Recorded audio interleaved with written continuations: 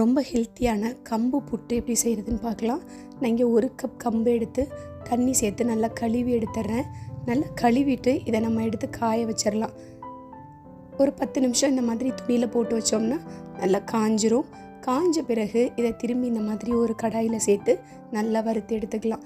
நல்லா வறுப்பட்டு அந்த வாசம் வர்ற வரைக்கும், கலர் மாறி வறுப்படுற வரைக்கும் வறுத்து எடுத்துட்டு அதை ஆறின பிறகு ஒரு மிக்ஸி ஜாரில் சேர்த்துட்டு அது கூட 2 ஏலக்காயும் சேர்த்து நல்லா பவுடராக அரைச்சி எடுத்து இந்த மாதிரி ஒரு பாத்திரத்தில் சேர்த்துட்டு கொஞ்சமாக உப்பு கொஞ்சம் தண்ணி சேர்த்து நல்லா எப்பவும் புட்டுக்கு மாவு கிளற மாதிரி கிளறி ரெடி பண்ணிவிட்டு இதை இட்லி பாத்திரத்தில் வச்சு அப்படியே வேக வச்சிடலாம். எப்பவும் போல் ஒரு 5லேருந்து 10 நிமிஷம் அடுப்பில் மீடியம் ஃப்ளேமில் இருந்தால் அழகாக வெந்துடும்.